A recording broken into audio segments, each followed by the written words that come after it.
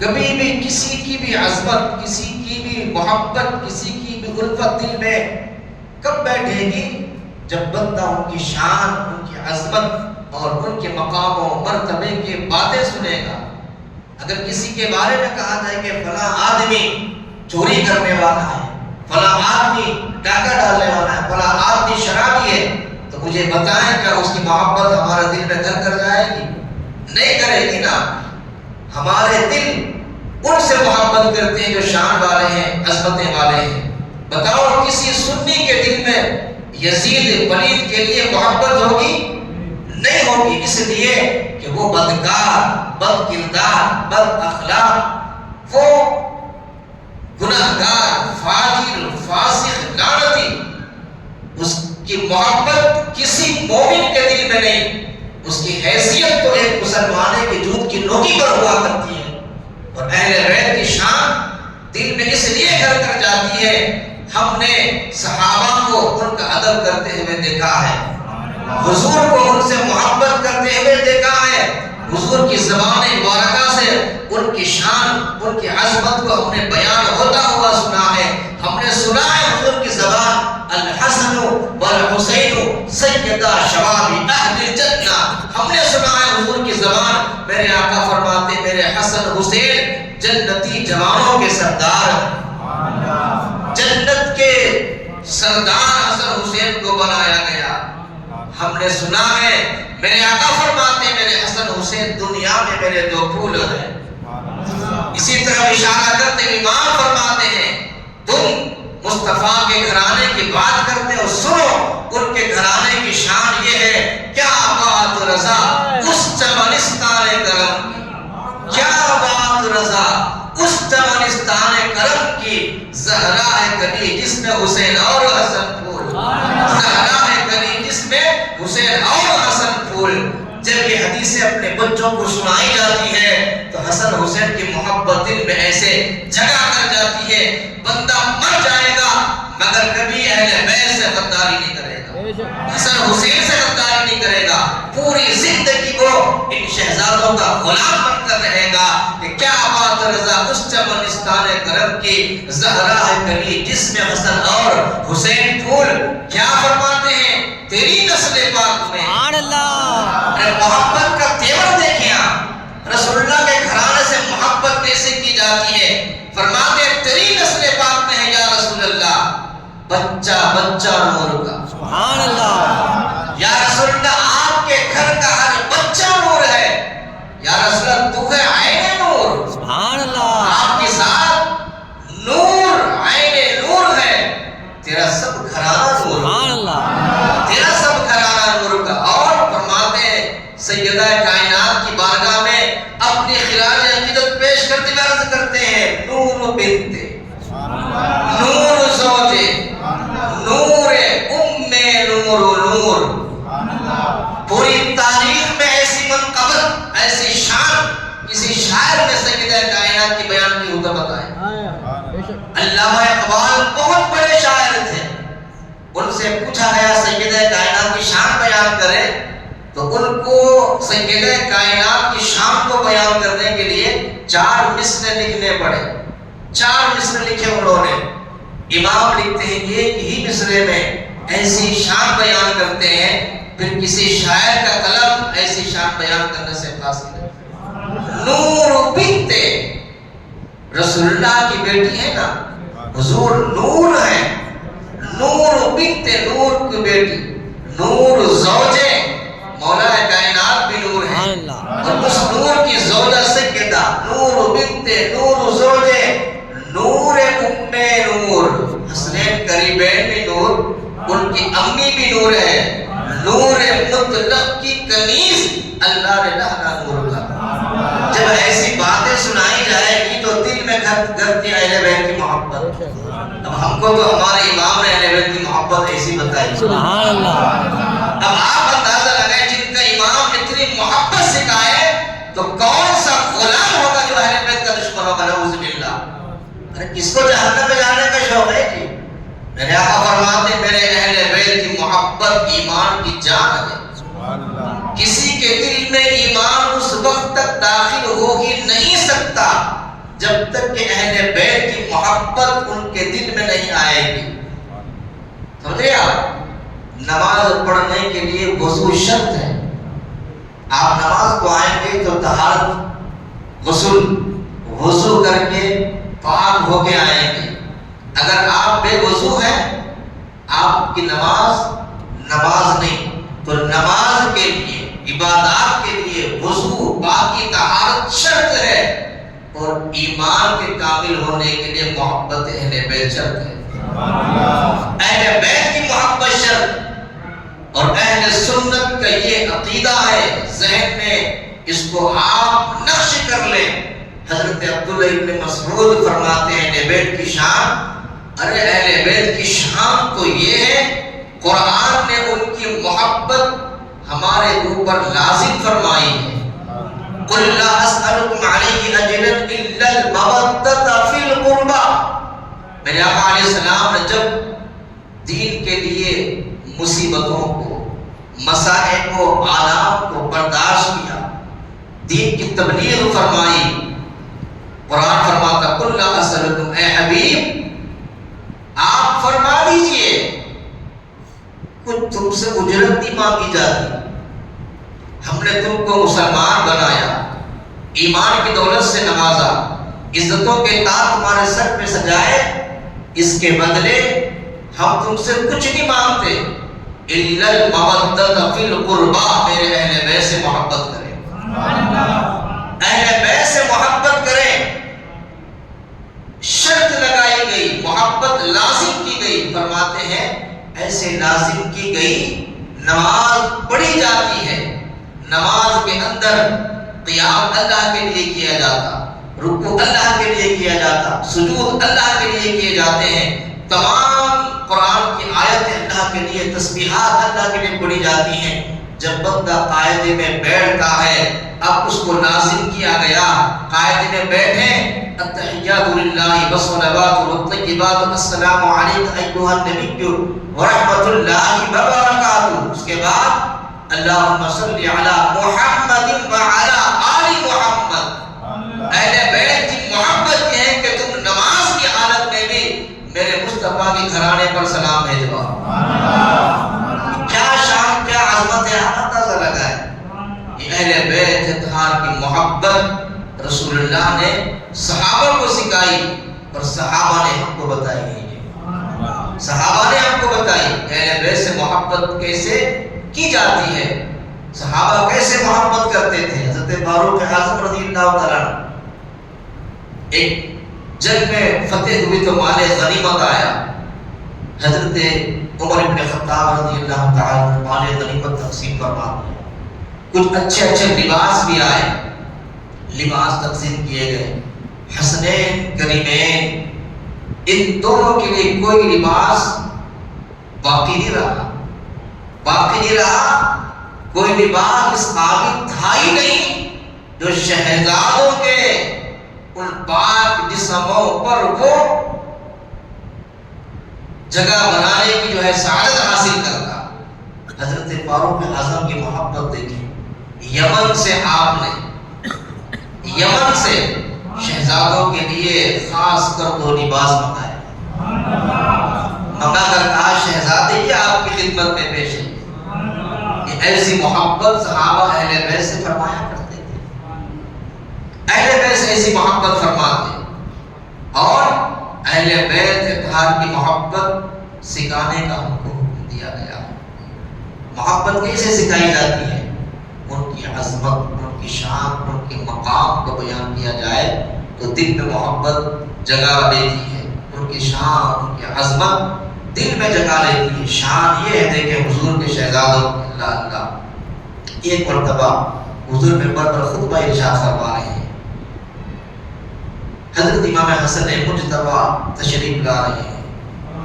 حضور کی بارگاہ میں آ رہے ہیں سرکار کی خدمت میں حاضر ہو رہے ہیں. کچھ کھجوریں وہاں رکھی ہوئی ہے.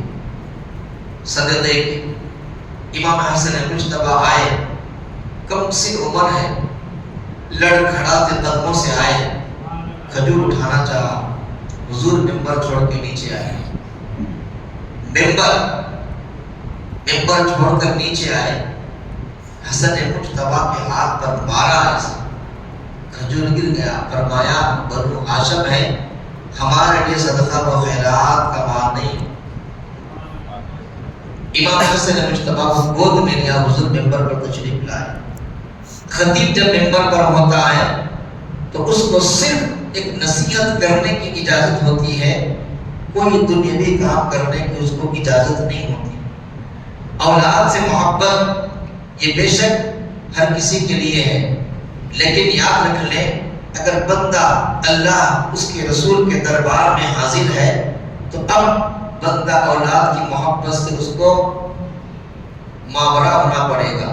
اولاد کی محبت اپنی جگہ ہے، خدا کی بارگاہ میں حاضر اپنی جگہ ہے۔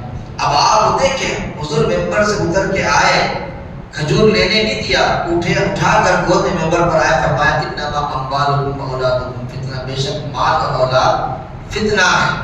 اب یہ جو کام ظاہری اعتبار سے اگر آپ کی مسجد کا کسی مسجد کا خطیب کرے تو آپ گوارا کریں گے، آپ بولیں گے یہ کوئی کام دین کا نہیں ہے، کیونکہ آپ کا بچہ آیا تو آپ پر ضروری نہیں تھا آپ اس کو اٹھائیں، گود میں ممبر چھوڑ کر نیچے اتر کر آئے، گود میں بٹھائیں، یہ کوئی دینی کام نہیں تھا۔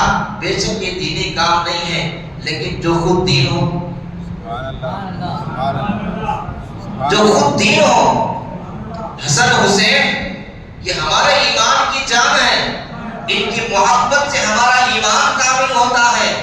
دین عشق حسین، دین پناہ عشق حسین، دین عشق حسین، دین پناہ عشق حسین، سردار نداد در دست یزید، حقا کے بنائے لاہلہ عشق حسین، اصل دین ہے ہی حسین۔ تو پھر حضور کا ممبر چھوڑ کے آنا یہ کبھی دنیاوی کام نہیں تھا، یہ دین کے کام کے لیے ہے۔ اچھا یہ حدیث جو بیان کر رہے ہیں صحابہ کرام جب اہل بیت کی شان بیان کرتے ہیں نا تو ان کے بدن پر جو لباس ہوتا ہے نا وہ لباس کا رنگ بھی صحابہ نے بیان فرمایا۔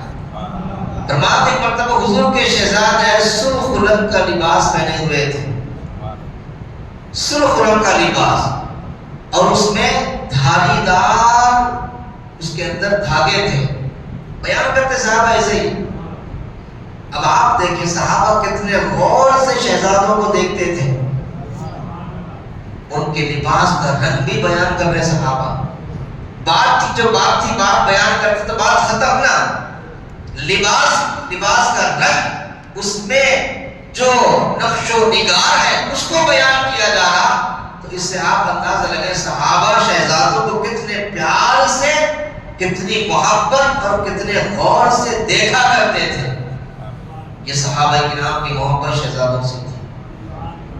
حضرات حسنین کریمین جو حضور اتنی محبت فرماتے، اتنی محبت فرماتے، سرکار ایک دن نماز ادا کر رہے ہیں، مختلف روایتیں ہیں، امام حسن اور امام حسین دونوں کے بارے میں روایت مروی ہے، آ کر حضور کی پشت پر سوار ہو جاتے، سرکار سجدے کی حالت میں پشت پر سرکار میں شہزادے سوار ہیں، میرے آقا علیہ السلام سجدہ بڑی احتیاط سے فرماتے، سر اٹھانے میں بڑی احتیاط کرتے، ایسی احتیاط کہ شہزادوں کو آرام سے زمین پر آنے دیتے۔ نماز سے فارغ ہوئے تو صحابہ عرض کرتے یا رسول اللہ آپ اپنے شہزادوں سے اتنی شفقت فرماتے، اتنی شفقت کسی اور سے نہیں فرماتے، تو آپ اندازہ لگائیں میرے آقا علیہ السلام نماز کی حالت میں بھی اپنے شہزادے جب پیٹھ پر سوار ہوتے تو ان کے گرنے کے اندازے سے حضور بڑے آرام سے ان کو نیچے اترنے کا موقع فراہم فرماتے۔ تو آپ اندازہ لگائیں پشت سے اترنے میں اگر گر جائیں تو تکلیف کا اندیشہ ہو، وہ شہزادہ کربلا کی تپتی زمین پر جام شہادت نوش کر رہا ہو، قلب مصطفیٰ پر کیا گزری ہوگی اندازہ لگائیں، کیا گزری ہوگی قلب مصطفیٰ پر۔ اور وہ شہادت جس شہادت کا ہم ذکر کر رہے ہیں وہی اتفاقی شہادت نہیں، شہادت کہتے کس کو ہے، شہادت ہے کیا چیز؟ آج کا مسلمان کوسوں دور تک اس کے معنی مفہوم سے نہ واقف ہے۔ شہادت کس کو کہا جاتا ہے، شہادت ہوتی کیا ہے، شہادت کا مقام، شہید کا درجہ، اس کی فضیلت کیا ہے؟ اگر اس کی فضیلت کا اندازہ اگر ہو جائے نا تو ہر نوجوان شہید ہونے کا جذبہ اپنے اندر رکھے گا۔ ہم سے پہلے ہمارے اسلاف، ہمارے اکابرین اپنے بچوں کے دلوں میں شہادت کا جذبہ پیدا کرتے تھے، شہادت کی فضیلت بیان کرتے تھے، شہید کا مقام بتاتے تھے۔ آج ہمارے بچوں کو شہادت کا مقام، شہید کا درجہ نہیں معلوم۔ کیوں؟ ہم بتاتے ہیں اپنے بچے کو شہید کہتے کس کو ہے؟ درجے شہادت کیا مقام رکھتی ہے، شہید کو اللہ کیا مقام عطا فرماتا ہے، نہ ہمیں معلوم ہے نہ ہمارے بچوں کو معلوم ہے۔ ہم بس ایک جملہ زمانے سے سنتے آ رہے ہیں کہ شہید ہو گئے، شہید ہو گئے، شہید ہو گئے۔ شہید کا درجہ کیا ہے؟ فرماتے ہیں کہ شہادت کا درجہ اتنا بلند ہے، اس درجے سے اوپر کا درجہ درجے نبوت ہے خالی۔ اب پھر شہادت میں قسمیں ہیں، میں جس قسم کی شہادت کی بات کر رہا ہوں وہ شہادت اللہ اس کے رسول کے راستے میں ہونا۔ انعمت علیہم، ہم دعا کرتے ہیں مولا ان کے راستے پر چلا جن پر تیرا انعام ہے، من النبیین والصدیقین والشہداء والصالحین۔ اب آپ دیکھیں من النبیین والصدیقین والشہداء، نبوت کے بعد جو درجہ آیا وہ شہداء کا ہے۔ صدیقین میں انبیاء بھی شامل ہیں، لیکن دیکھیں اس کے نیچے کا درجہ شہادت ہے، شہادت کے اوپر کا درجہ نبوت ہے۔ شہید کہتے کس کو ہیں؟ اب اس کی مختلف قسمیں، شہید حقیقی، شہید فقہی، شہید حکمی۔ اب یہ ساری مہینے کی قسموں کو بیان کرنے کا اپنے پاس اتنا وقت نہیں ہے ہم ساری قسموں کو بیان کر سکیں۔ اب جو شہید حقیقی ہوتا ہے، اللہ کی راہ میں جانے شہادت نوش کرتا، اس کا مقام، اس کا مرتبہ کیا ہے؟ صحابہ کرام جیتے ہی اس لیے تھے کہ وہ شہید ہوں۔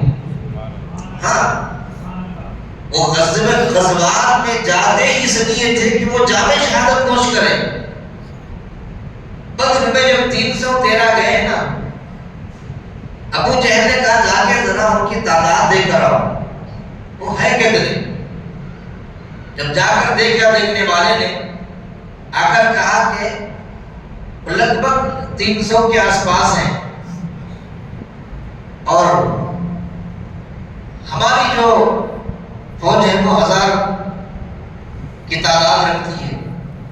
ابو جہل کو یہ تکبر تھا، مٹھی بھر ہے نا، مسل کے پھینک دیں گے۔ تو جس نے صحابہ کی تعداد اندازہ لگا کر آئی، وہ کہتا ہے ابو جہل اتنا تکبر مت کر، میں کہتا ہوں اگر تو ان کے خلاف جائے گا تو تو تباہ ہوگا، تیری بربادی یقینی ہے۔ کون کہہ رہا؟ اسی کے گروہ کا آدمی کہہ رہا۔ ابو جہل بولا یہ کیا کہہ رہے ہو؟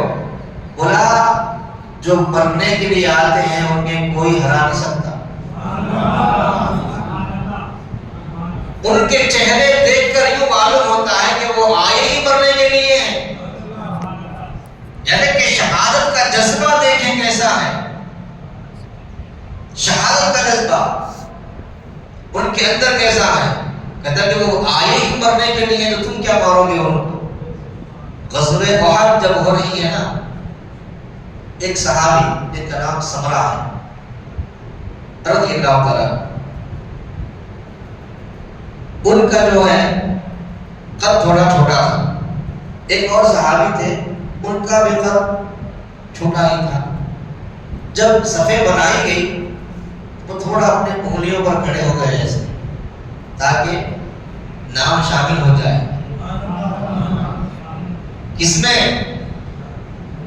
غزوات میں جانے، انہیں معلوم ہے کہ اس غزوے میں گئے تو شہادت کا درجہ ملے گا، شہید ہو گئے تو جاتے تھے، مقصد تو ہوتا ہی تھا میدان فتح کرنا، اور وہ میدان کے فاتح بننے کے لیے اپنی اکثریت پر بھروسہ نہیں کرتے تھے، اپنی طاقت پر بھروسہ نہیں کرتے تھے۔ ان کا بھروسہ یہ ہوتا تھا ہمارا کام میدان میں اترنا ہے، باقی ہمارا معاملہ مصطفیٰ کے ہاتھوں ہے۔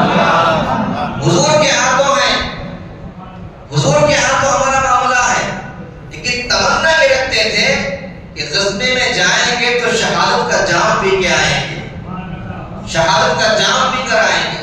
थोड़े वो उंगलियों के पोरों पर खड़े हो गए, उनको पसंद कर लिया गया, चुन लिया गया। ऐसे समरा कहते या रसूल अल्लाह, उनका इंतखाब हो गया तो मेरा भी इंतखाब होना चाहिए, मैं भी उनके बराबर ही हूँ। या रसूल अल्लाह, उनसे कुश्ती करा के देख ले, अगर मैं उनको माफ दे दिया तो मुझे फिर रखना, वरना फिर या रसूल अल्लाह आपकी मर्जी। अब देखिए दोनों ने आपस में कुश्ती की, यहाँ तक कि हज़रत समरा ने उनको जमीन पर लेटा दिया, उनका भी इंतखाब हो गया। फिर जब गए मैदान बद्र में, मैदान उहद में, अल्लाह अल्लाह, दोनों ने जामे शहादत नोश फरमाई। ये जज्बे शहादत सहाबा के दिल में, सहाबा के दिल में ऐसा जज्बा। यही नहीं, एक सहाबी थे हजरत अमरू बिन जमूह, ये दोनों पैरों से माजूर थे, पैर से माजूर थे। इनके 4 बहादुर बेटे थे, 4 बेटे बड़े बहादुर, और मेरे आका अलैहिस्सलाम के मुजाहिद थे। ये बद्र में जाने का जो है बड़ा शौक रखते थे, यहाँ तक कि तैयारी भी कर ली। शहजादों ने इनको रोक दिया कि आप माजूर हैं, यानी कि आपसे कोई मुआखजा नहीं होगा अगर अल्लाह की बारगाह में आप मैदान बद्र में या मैदान जंग में क्यों नहीं गए, क्योंकि आप पैर से माजूर थे। रोक दिया गया। उहद का जब मौका आया, अब तैयारी कर रहे ग़ज़वे में जाने की, शहजादे कहते हैं आप मत चले, आप माजूर हैं। हुजूर की बारगाह में पहुंच गए वो सहाबी हज़रत अमरू बिन जमूह, बड़े या रसूल अल्लाह, बद्र में आना चाहता था, शहजादों ने रुका दिया। अब उहद में आने का इरादा है, अभी भी रोक नहीं या रसूल अल्लाह। मेरा फरमाते हैं, ए अमरू, तुम अभी भी माजूर हो, तुमसे कोई मुआखजा नहीं होगा। बोले या रसूल अल्लाह, मुझे शहादत का शौक है, मैं शहीद होना चाहता हूँ या रसूल अल्लाह। या रसूल अल्लाह, अगर मैं ग़ज़वे में आया और शहीद हो गया, कल बरोज़े क़यामत जब जन्नत में मैं इस माजूर पैर के साथ दगड़ता हुआ आऊँगा, तो या रसूल अल्लाह आप मुझे मुलाहिज़ा फरमाएंगे? अरे बोलो जी सुभान अल्लाह, नहीं समझे बात? या रसूल अल्लाह, मैं अगर शहीद हो गया, जन्नत में इसी माजूर पैर से दगड़ता हुआ आ रहा हूँ, या रसूल अल्लाह आप मुझे मुलाहिज़ा फरमाएंगे, आप मुझे देखेंगे? मेरे आका ने फरमाया हाँ जरूर देखूंगा। तो या रसूल अल्लाह, मुझे उहद में आने की इजाजत दे। सरकार ने उनके बच्चों को बुलाकर, देखो तुम पर कोई लाजिम नहीं है कि अपने वालिद को रोको, उनको इजाजत मिल गई ग़ज़वे उहद में। अब आप देखें, उहद में जाने से पहले रब की बारगाह में दुआ करते, क्या दुआ करते मैं आपको आखिर में सुनाऊंगा। गए ग़ज़वे में, शौक़ शहादत देखिए आप कैसा है। गए, ग़ज़वा जोरों पर है, वो लड़ते लड़ते बेटा भी शहीद हुआ, अमरू बिन जमूह भी शहीद हुए, उनकी ज़ौजा के भाई अमरू बिन अब्दुल्लाह बिन अमरू वो भी शहीद हुए।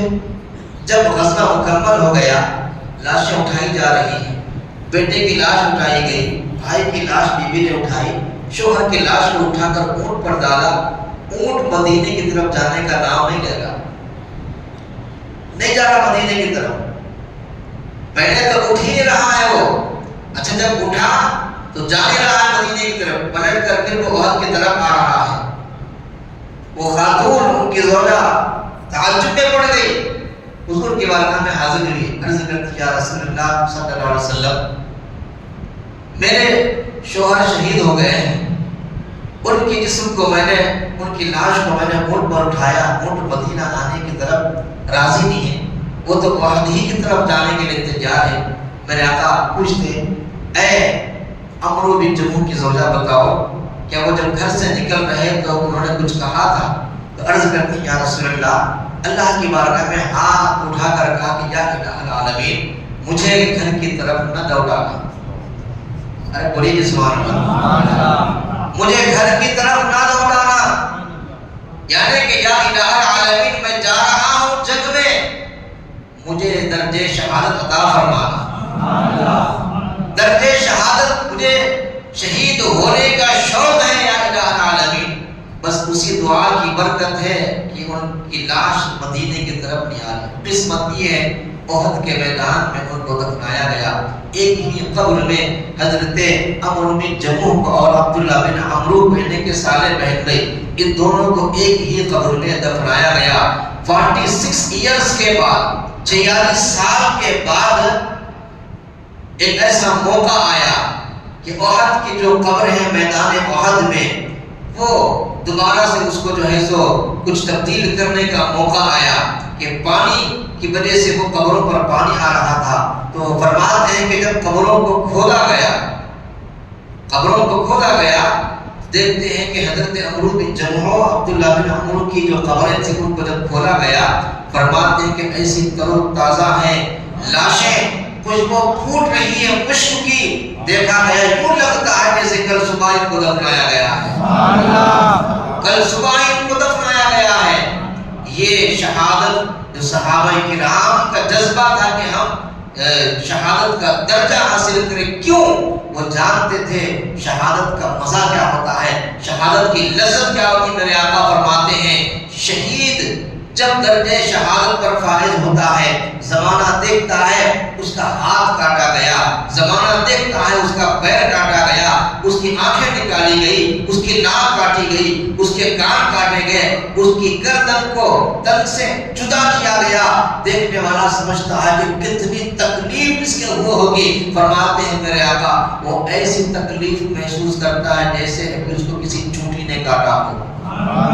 چونٹی کے کاٹنے سے جو درد ہوتا ہے، بس وہی درد ایک جامع شہادت نوش کرنے والے کو ہوتا ہے۔ اللہ اکبر۔ بات کبھی کبھی سمجھ میں نہیں آتی تو مثالیں دینی پڑتی ہیں۔ مثال کے طور پہ دیکھ لیں، کسی کا آپریشن ہے، دل کا آپریشن ہے یا گردوں کا آپریشن ہے، کسی بھی جسم کے اعضاء کا آپریشن ہے، آپریشن تھیٹر میں لایا جاتا، ایک طبیب، ایک ڈاکٹر آ کر بے ہوشی کا انجیکشن لگاتا ہے۔ جب بے ہوشی کا انجیکشن لگاتا تو بندہ جو ہے بے ہوشی کی حالت میں آ جاتا ہے۔ اب دیکھیں اس کے دل کو بھی چیرا جا رہا، پھاٹا گیا، دل باہر نکالا گیا، بائی پاس بلکہ اوپن ہارٹ سرجری کی گئی، یہ سارا معاملہ چلا۔ پھر کئی گھنٹوں کے بعد بندہ ہوش میں آیا، اس سے پوچھیں کوئی تکلیف ہوئی، کچھ محسوس ہوا؟ بولا نہیں معلوم، آپریشن تھیٹر میں آنکھ بند ہوئی تو اسی کمرے میں آ کے آنکھ کھلی، وہاں کیا ہوا نہیں معلوم۔ کیوں نہیں معلوم؟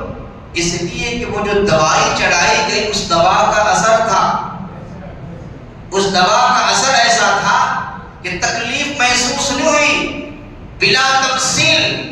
جس کے رگوں پے میں اللہ اس کے رسول کی محبت کا رنگ چڑھ جاتا ہے، اللہ اس کے رسول کی محبت کا نشہ چڑھ جاتا ہے، وہ بدر میں کٹتا ہوا نظر آتا ہے، حنین میں لٹتا ہوا نظر آتا ہے، کربلا کی زمین کی تپتپا کی زمین پر اہل بیت کا گھرانہ لٹتا ہوا نظر آتا ہے، لیکن تکلیف محسوس نہیں ہوتی، اس لیے کہ وہ اپنے سامنے اللہ کا جلوہ دیکھتے ہو، رب کا جلوہ، مصطفیٰ کریم کا جلوہ ان کے نظروں کے سامنے ہوتا ہے۔ تو اب کیسے ان کو جو ہے درد محسوس ہو؟ جب درد ہوتا تھا تو صحابہ مصطفیٰ کو دیکھ لیا تھا، زندگی میں درد ہوتا تو حضور کا چہرہ دیکھ لیتے، درد ختم ہو جاتا۔ اب آج اللہ کا چہرہ بے حجاب ان کے سامنے ہے، مصطفیٰ کریم کا چہرہ، تو کیسے ان کو درد ہوگا، کیسے ان کو تکلیف ہوگی؟ اب دیکھیں شہادت کا مقام۔ حضرت جابر رضی اللہ تعالیٰ ایک دن بیٹھے ہوئے گہری سوچ میں، جابر بن عبداللہ حضور تشریف لائے، فرماتے ہیں جابر کیا سوچ رہے ہیں؟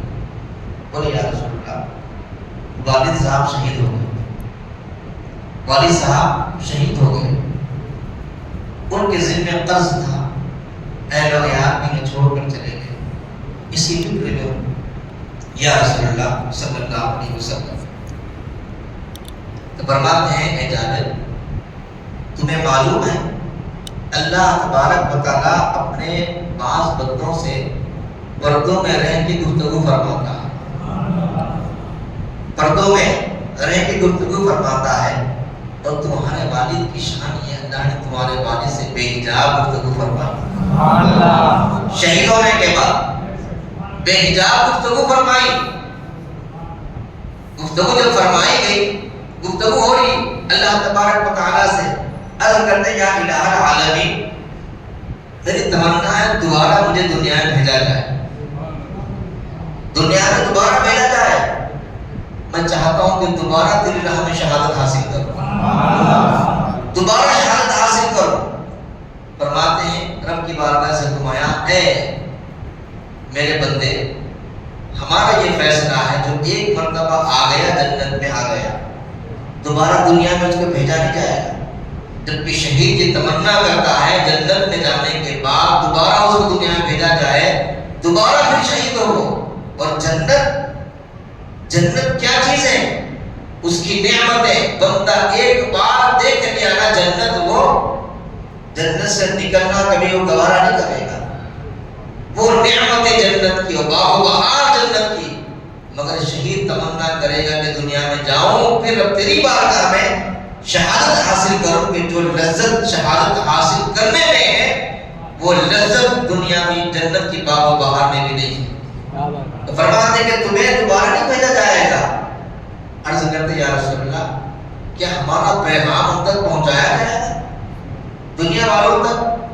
فرماتے ہیں کہ اسی یہ جو میں نے آپ کو روایت سنائی یہ شان نزول ہے اس آیات کا، وَلَا تَحْسَبَنَّ الَّذِينَ قُتِلُوا فِي سَبِيلِ اللَّهِ أَمْوَاتٌ بَلْ أَحْيَاءٌ عِندَ رَبِّهِمْ يُرْزَقُونَ، کہ جو اللہ کی راہ میں مارے جائیں، جو اللہ کی راہ میں قتل کیے جائیں، انہیں مردہ خیال بھی مت کرو، وہ زندہ ہے، اپنے رب کے پاس سے روزی پاتے ہیں، رب کے پاس سے روزی پاتے ہیں۔ وہ حضرت محمد بن قیس فرماتے ہیں کہ جنت میدان محشر میں ایک بندے کو لایا جائے گا، اللہ اس سے پوچھے گا بتا کہ تو نے اپنا مقام و مرتبہ دیکھ لیا؟